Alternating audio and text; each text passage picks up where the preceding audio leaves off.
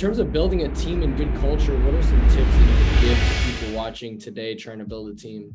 And even I'm trying to build a team. Yeah, no, I hear you. I mean, you want to tote that fine line between treating them like family and then also being a high, like Luke mentioned this, a high performance team.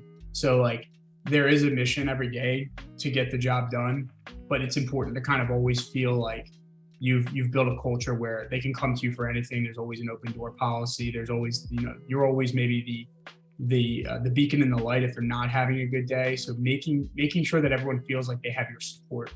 I think if you give, especially in sales, if you give the right person the tools and build the network and you build things around them, they'll rise to the occasion. Now, 8% to 92% of them don't pass. I'd like to see the percentage of agents who actually pass with a good structure around them. Not everybody has that, right? Yeah. So I know that Cody right now is doing that whole pitch where he can recruit agents who maybe just aren't feeling like appreciated or not having the support, because I think that 92% will drop drastically if they're given good management, good leadership, good culture, good standards. Probably not, maybe not by much, but I do think that helps, young agents succeed. And when the agents or the employee sees the manager not afraid to roll up the sleeves and do things, whether that's above or beyond their pay grade or whatever they want to say, if they're considered an equal, that always helps build good energy and good culture. Dude, yeah, totally. So that's awesome. That's really good stuff. It's funny because on the Ultimate Agent, when I was talking to some of the mentors, like just kind of behind the cameras, I was like, why do you think 92% of agents fail? Like, honestly, like what are some things that you see that you can implement to really help that stat grow? Yeah. Like, honestly, there's so many broken promises in the industry that it's like, okay, promise the world, and all of a sudden no mentorship, no coaching, you're not there for your people. And I think you could easily be like that light that you were saying of like just being there for your people. When you bring somebody in, treat them like your family, treat them like you're like that they're not going to fail. Because a lot of times I've even seen it a ton, like, okay, you bring somebody in and somebody's like, I think they're going to fail, or like they don't say that, but like a self-fulfilled prophecy. It's like a self-fulfilled prophecy. You said it's exactly. Not self-up. It's kind of like, so that I believe that structure, that promise that's not empty, or even it can be as simple as, tips and tricks that maybe successful agents have implemented, which I know, 8% does a great job with that. Secure Agent Marketing does a good job. Landon does a good job of explaining like, hey, here's a recipe for success, right? So I've been able to kind of pick and implement certain things. Sometimes it's as simple as, a proper, maybe a base salary that maybe diminishes over a period of time, or a base salary that allows them to, get through. Because I believe that, financially, if you're concerned about your finances that much when you first start a job as stressful as the insurance industry, you're not gonna be able to perform if that's all you're thinking about.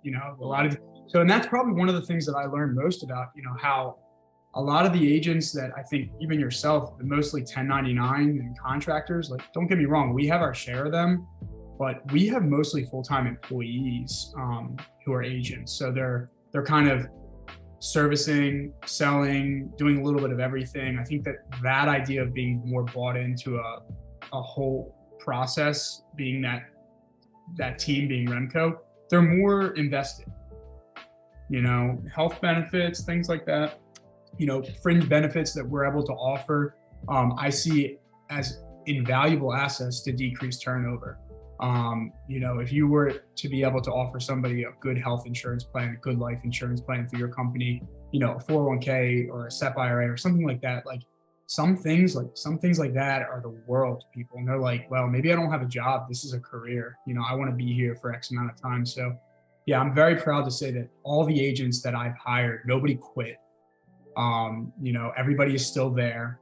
The only changes were based on metrics that we had to make. And that was, I see myself too as a major player in maybe why they didn't succeed. So I try to give myself, an introvert, like a look at myself and say, well, how could they have succeeded? Maybe they didn't make it, but what could we do? What could we have done to keep them, on board?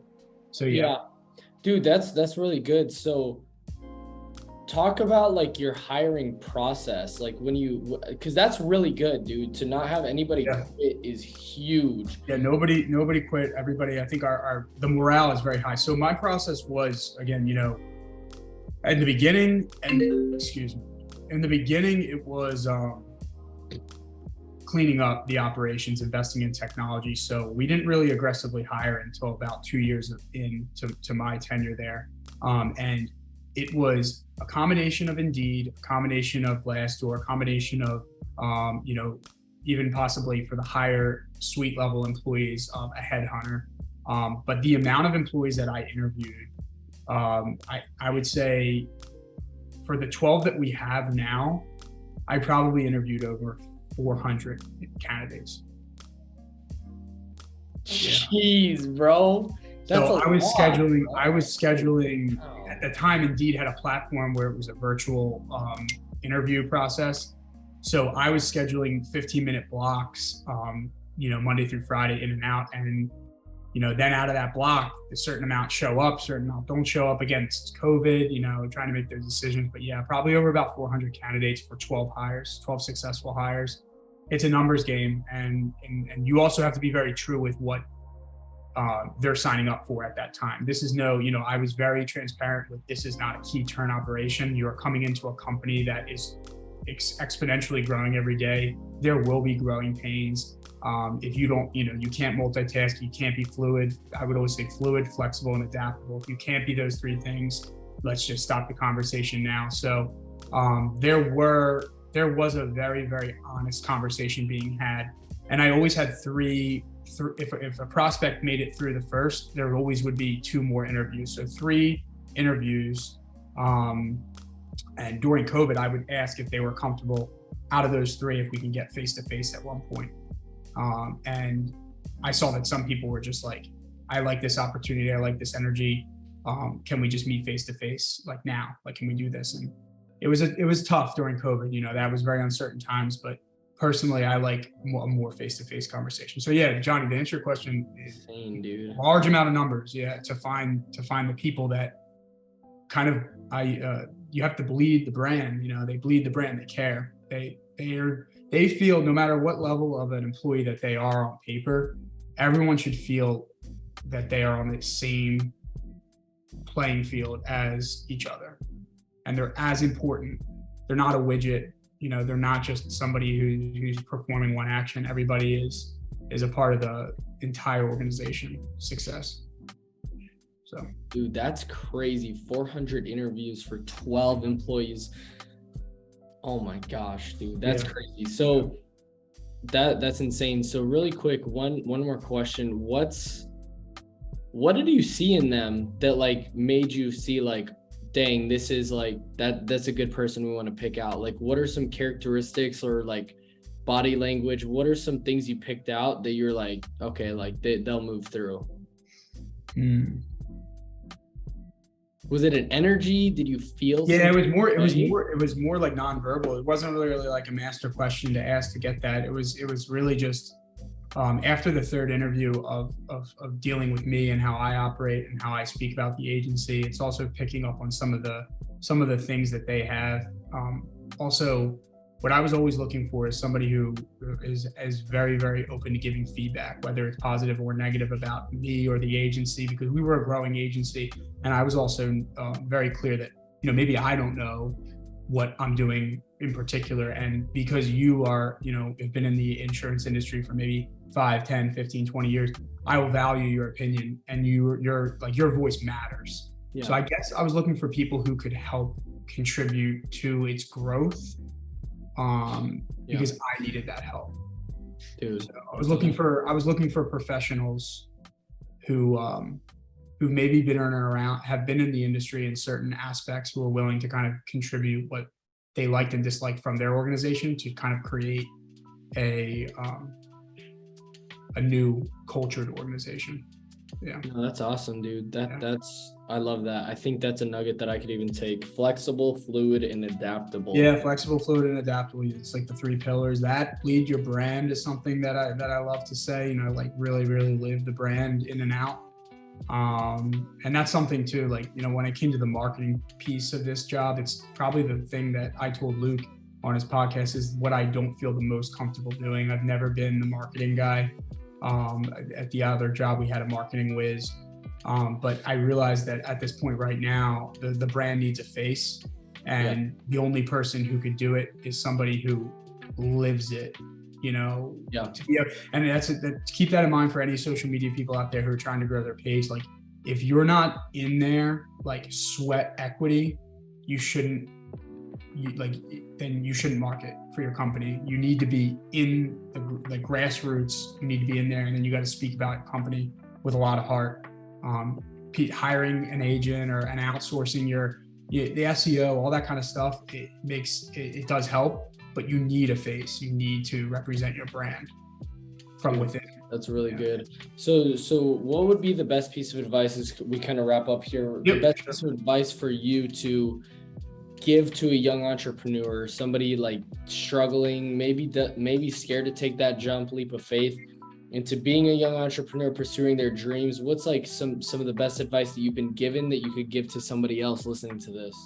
I mean, I would have to just reinforce what I've heard too, especially by a lot of individuals, is the execution phase. I mean, everybody has fantastic ideas, and sometimes they're trying to figure out their course of action too detailed, and they're just not doing, you know, because when you act maybe sporadically or brashly, you're going to fail. And that's obvious, that's inevitable, you know, and those failures need to happen so that you can learn.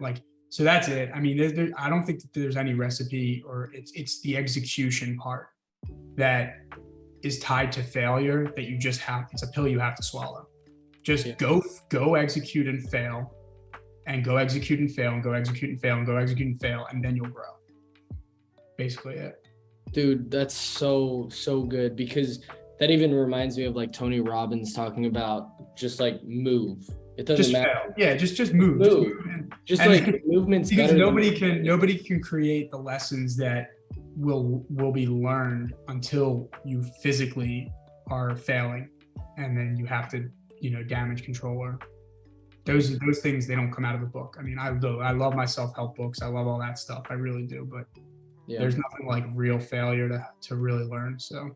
Dude, wealth is not taught, it's caught. Yeah. Success is not taught, it's caught. Sometimes it's caught on the old chin by getting socked by life, you know, but that's it, man. That's it. Yes. No, that's good. How people love, I mean, I loved listening to you. I know there's so many other people that love listening to you, hearing like your background and all that. How can they follow you on the journey more? And no, absolutely. See all the content you're putting out. I'm starting to have a lot of fun with this. So yeah, I hope that one day I could do something similar to what you're doing, this podcast energy, because I don't have anything podcast wise, but we do have social media. We have Instagram, Remco Insurance Services. I'm very comfortable with giving out my direct line, which is 267-346-0202. Text, call anytime. You know, if you follow me on Instagram, I'll most likely be DMing you, just like I did with you and Cody. But I'd like to get more in the podcast space. So Johnny, with your help, if you'll have, you know, me back, or I could, you know, we could talk a little bit about what you do, and of course, bro. Keep me in mind, because I'm very, very happy to continue to collaborate. I appreciate your time and your space that you've created for yourself. You should be happy, and congratulations. Thanks, brother. Appreciate you. Well, if you're trying to go from unknown to unforgettable, just implement these 3 pillars. Like literally, if you're trying to hire fluid, flexible, and adaptable people, and I guarantee you're going to build a sales organization team that's really fluid, that they can move around a lot, that does really well. Remco, thank you. Remco Insurance. Boom, dude. Jay, thank you so much for coming on the podcast. Thank you guys so much for listening to the end of this. Comment your favorite part, and comment what percentage of like he hired. 12 divided by 400. I mean, just type down in the comments what that is. But thank you guys so much for watching. Tune into the next one. Valuable content coming daily on YouTube, Instagram, TikTok, LinkedIn, Facebook, wherever you're at, we're going to be there. So thanks guys so much for watching. Tune into the next one. Appreciate you guys. See you in the next one. Thanks.